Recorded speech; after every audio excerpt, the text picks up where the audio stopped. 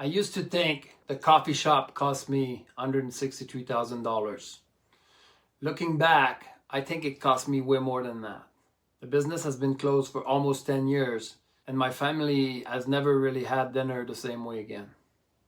My name is Michel Casista. After losing that coffee shop, I spent years trying to figure out why some small town businesses are actually growing and most just keep running in circles. Last week I told you I was going to talk about the trap that nobody warns you about until you're 10 years deep. So that's what we're doing today. Before the coffee shop, we had family dinner every night. Best part, worst part with the kids. Home cooked meal. Normal family stuff. My oldest daughter was already moved out, but she was managing the coffee shop for us. My other daughter was working there part-time after school in the last stretch before she left for college. My son was in high school. So those dinners mattered. I didn't know that was the last stretch of family dinners. Here's the part most people don't know. We didn't buy the coffee shop because we had big dreams.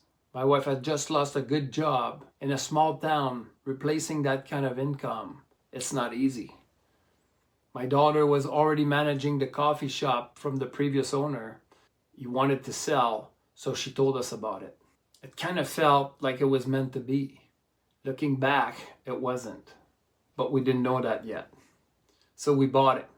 And almost overnight, the dinner started slipping. The routine took over. I'd wake up at 2:40 in the morning. By 4 o'clock, I was at the mill.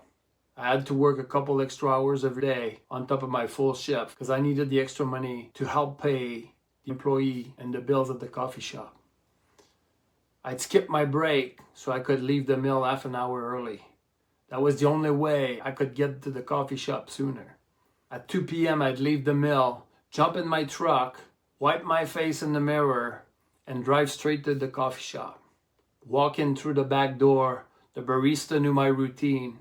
Americano, whatever breakfast wrap was left from the morning. I'd eat it standing up.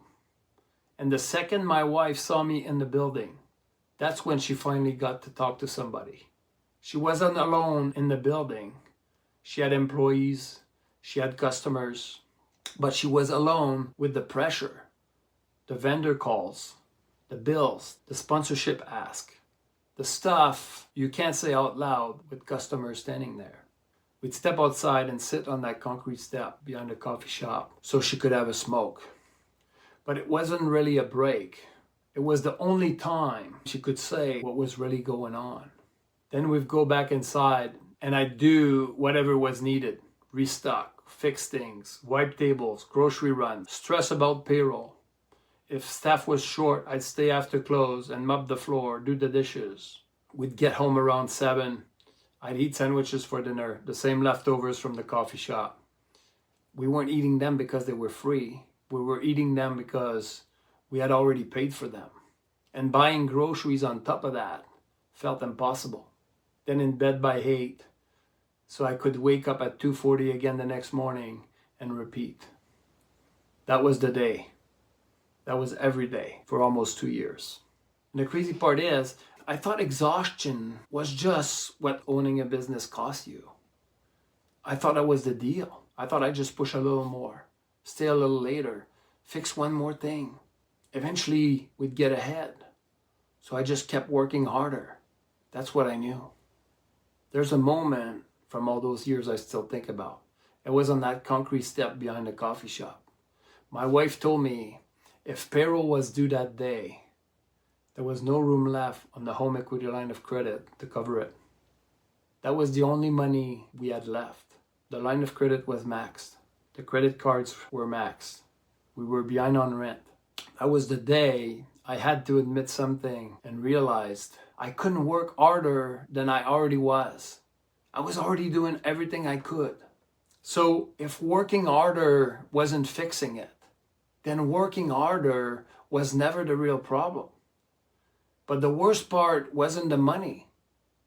The worst part is what disappeared while I was busy surviving. Best part, worst part at the dinner table. Overnight, that stopped. We didn't even notice it stopping. My wife was eating the same leftovers, soup, sandwiches, same as me. The kids were eating the same thing. The kids stopped asking. We stopped setting the table. We started eating at different times. We stopped cooking because the coffee shop had leftovers, and buying groceries on top of that felt impossible. And you know what's crazy? We tried to donate the leftovers. We weren't even allowed. I know that sounds small, but it wasn't. The leftovers were already paid for, and we couldn't even give them away. I wonder if that's the thing nobody ever talks about. The way a business doesn't just take your time, it quietly takes your family time. The meals you're supposed to have together. The coffee shop didn't steal dinner. We gave it away one rush evening at a time. And the scary part is, almost 10 years after the shop closed, dinner still never been the same. My wife is back to her regular job. We get home at different time. I get home, and most of the time I just hit the drive-thru on the way. Whatever, it's easy. Tim Hortons, whatever. My wife gets home and eats frozen dinner. We don't eat together. We don't even cook. The habit the coffee shop trained us out of never came back. Looking back now, the things I can't unsee is this. Every time my wife saw me walk through that back door, she finally got to talk to somebody. Not somebody in general, me. The one person she didn't have to put the game face on for. I didn't realize that meant the business needed both of us there every single day, just so one of us could have someone to be honest with. That's not a small business. That's a self-employed job with longer hours. And the trap isn't the hours. The trap is what the hours quietly cost. I honestly believed the answer was to work harder. But here's the part I didn't see. I was around my family almost every day, but I wasn't really with them. We weren't sitting at the table. We weren't talking about the day. We weren't having dinner. We were passing each other inside the business that needed all of us. I just assumed the family would be there when it finally stopped. I never questioned that. I never even thought about it. But my family was already learning to live without dinner. And by the time I noticed, the dinner was gone. The answer wasn't more hours. I knew that. But I didn't know what else to try. I started listening to audiobooks every chance I got, in the truck, on the mower, anywhere I could. I was trying to feed myself with anything that might help save the business. I thought marketing was a newspaper ad, a website, a Facebook post, or a sign by the highway. I didn't know there was a whole system behind it. Offers, follow-up, tracking, direct response. Nobody in my town was talking about that. It's not like it's a new idea. Dan Kennedy's been teaching it for 40 years. But nobody introduced me to that world. I was a welder in a small town trying to keep the small town coffee shop alive. I was doing my best with what I knew, and what I knew wasn't enough. Nobody ever sat me down and tell me there's a different game being played here and you can learn it. Eventually, after the coffee shop closed, I started doing online workshops. They call them challenges. That's how I found Russell Brunson and the One Funnel Away Challenge. I never learned that way before. Russell made complicated things finally made sense to me. The One Funnel Away Challenge taught me more in 30 days than anything I'd listened to in 2 years. Not because Russell was magic, because the principles were clearer. The implementation was simpler. And it was built for someone exactly like me. Every once in a while, there's a major shift in business.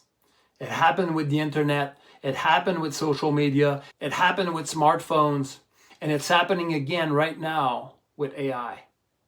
Whether we like it or not, it's here. And small town business owners can either ignore it and get left behind or learn how to use it before everyone else catches up. I get it though. When you own a small town business, you wear every hat. Sales, payroll, ordering inventory, customer service, closing, cleaning, you name it.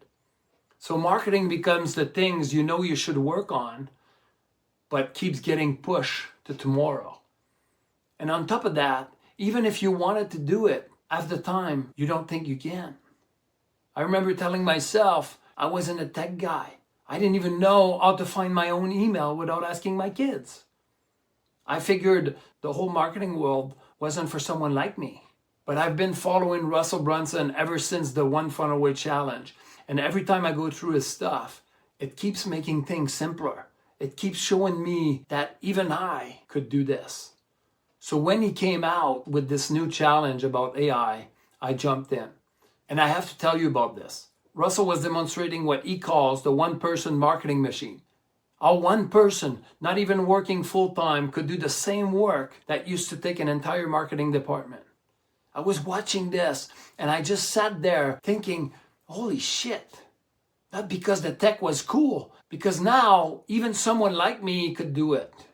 If you're running a small town business right now, this is the kind of leverage that get you home for dinner without feeling like the business has to stop growing. I'm not running that coffee shop anymore, but you have got to figure this out.